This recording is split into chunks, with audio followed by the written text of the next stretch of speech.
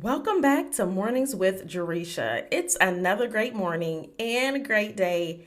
Have you ever found yourself thinking back and really reflecting over your journey and what you've learned and how much things have changed in your life? Now, let me tell you, I do this all the time, and I'm really fascinated by my growth journey and how there was a point in my life that I didn't even enjoy reading. And I was trying to find my way, okay? I was really trying to find my way. But I'm so glad that I did. And because I just can't fathom. I can't fathom not enjoying reading and learning and ultimately growing, which made me think about what has had the biggest and has been the most significant impact on my growth. And although there were many things, trust me, there have been many things that has really impacted my growth, but one of the biggest is reading. And not just reading, but reading one book in particular. So I would absolutely say that the book Think and Grow Rich by Napoleon Hill has absolutely changed my life. And so if you have the book, if you don't have the book, I would highly recommend going out and purchasing the book and start reading it immediately because there are some key concepts in the book that I feel like we all need to implement into our life. Now, this book is one of my all-time favorite books, and it's one that I actually read every single year. And I promise that every single time that I pick this book up, I learned something new about it. So today I'm going to share with you four of the lessons that I felt like really made a huge impact on me. And let me just say this because there are more, way more than four in this book. But I'm going to share with you four, only four that really made a huge impact on me. Now, for those of you that are not familiar with Think and Grow Rich, it is a book by Napoleon Hill, and it's a curation of the 13 most common habits of wealthy and successful people that it distilled from studying over 500 individuals over the course of 20 years. To me, that is mind blowing, absolutely mind blowing. But let's just dive right into the lesson. So, the first lesson that really changed my life is the idea that the starting point of all achievement is desire. So, according to Hill, weak desire brings weak results, strong desire brings strong results. Desire is the starting point of all achievement. Anyone can achieve anything they want if they have a strong enough burning desire. How strong is your burning desire for the things that you're wanting? And understand that desire is not the same as a wish or a hope. It is not the same as a wish or a hope.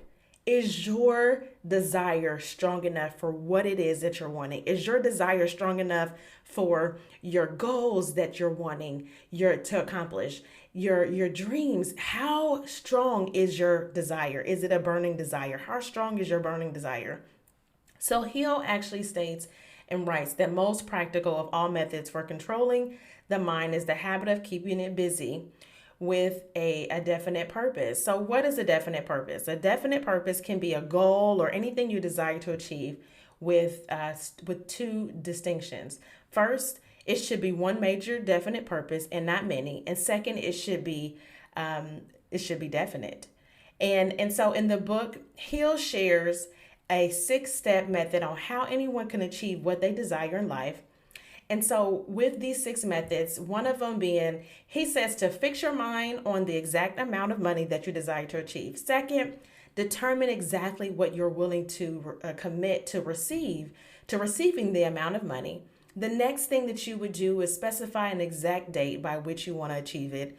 Fourth thing, create a plan. Create a plan of action and take the first step immediately. And then describe your desire in a clear and concise sentence. And then finally, you're going to read it out loud twice a day. Those are the 6 steps. That is a part of the transformation of what you desire in your mind to transform what you desire in your mind into the physical equivalent. It is Very, very, very, very powerful because it helps you to tap into the power of your subconscious mind to accomplish what it is that you desire. That is so very powerful. The next lesson is the lesson on your mindset. So, my goodness, you have to be rich with your mindset because your thoughts are very powerful. So Hill actually states and argues in the book that thinking is more conducive to success than anything else, any other feature, including money, education, specific knowledge, anything else. Thinking is more conducive to success. The man that thinks he can accomplish something is already a step forward toward the finish line, but thinking in itself might be a too general term. And so that's why he'll translate thinking as a mixture of initiative and faith and willingness to win and resilience.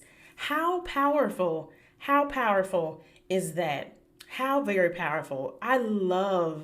Absolutely love all of the lessons that Think and Grow Rich really gives us because, no matter where you are on your journey, it's so important to be able to tap into your mindset and understand your mindset and why you're not able to achieve the things that you're wanting to achieve. It could be because of your mindset, what you're telling yourself, the action that you're taking or the lack of the action that you're taking, which is so very, very, very powerful.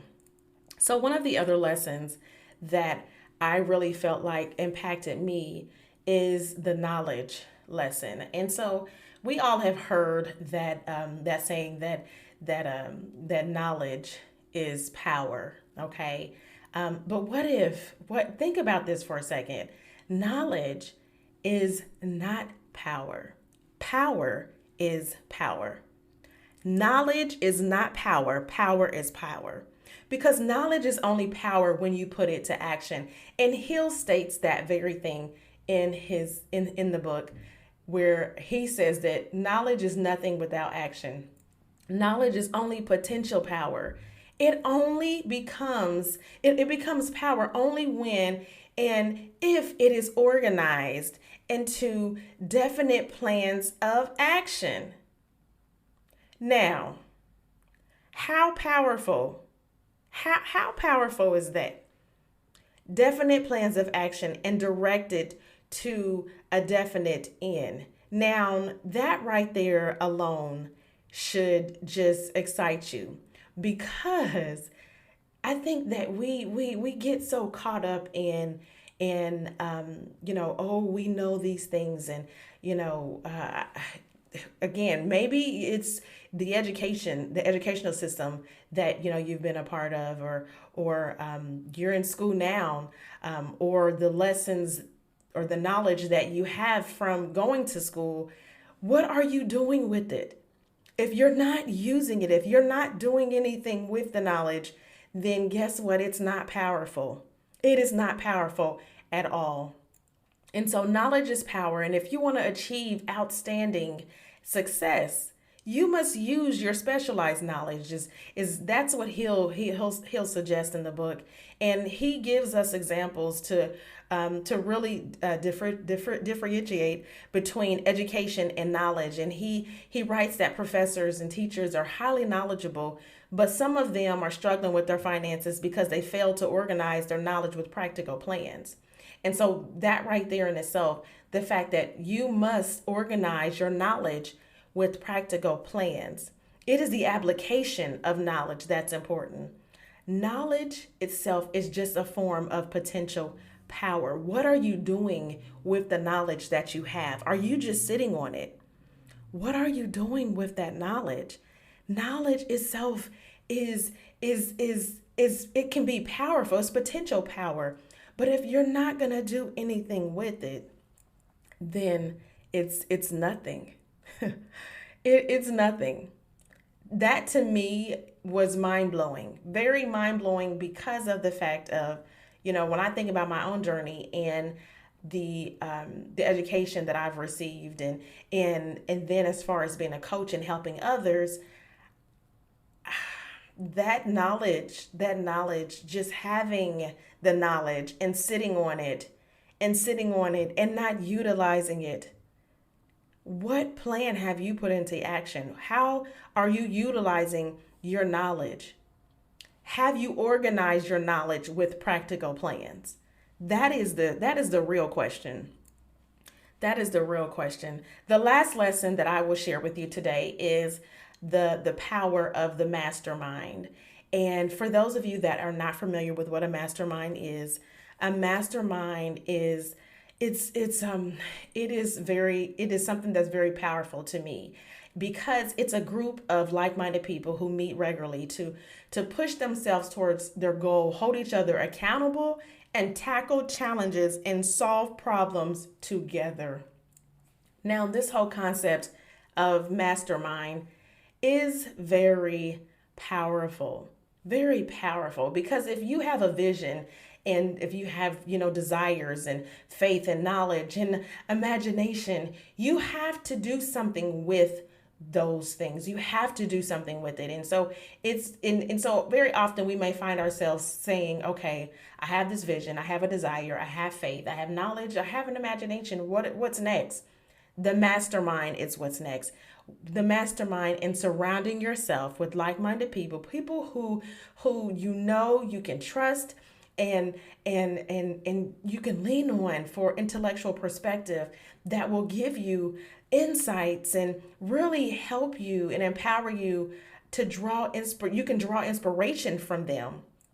This concept of mastermind is one that I haven't always been familiar with, but once I learned it through reading Think and Grow Rich, it has definitely just been life changing for me, because being able to be around your support system, like-minded people who will be influenced by you, you will influence them as well. And when you surround yourself by like-minded people who are always striving for higher success and better results, you will think the same and act the same. And you will then be influenced by the people around you and become like them. And then it's also the same on the flip side. So when you surround yourself with lazy and negativity and negative people that are not doers but are talkers, what do you think happens? The same thing. You will then be influenced by the people around you and become like them. So it's very important for us to have a mastermind, or be around people, like-minded people, that we can empower each other. Now, Hill says that once two or more minds get together, a third, way more powerful mind is created. One that can push itself way further than any individual could do on their own. Now, this to me is just absolutely powerful, because it makes you think about, and you should be thinking about, what are your strengths? What are your strengths that you can be bringing together with some kind of mastermind alliance? What could you bring to the table? Do you have the knowledge, influence, or resources to accomplish the end goal? And if not, make sure you put yourself in a position where you can actually make your contribution as well.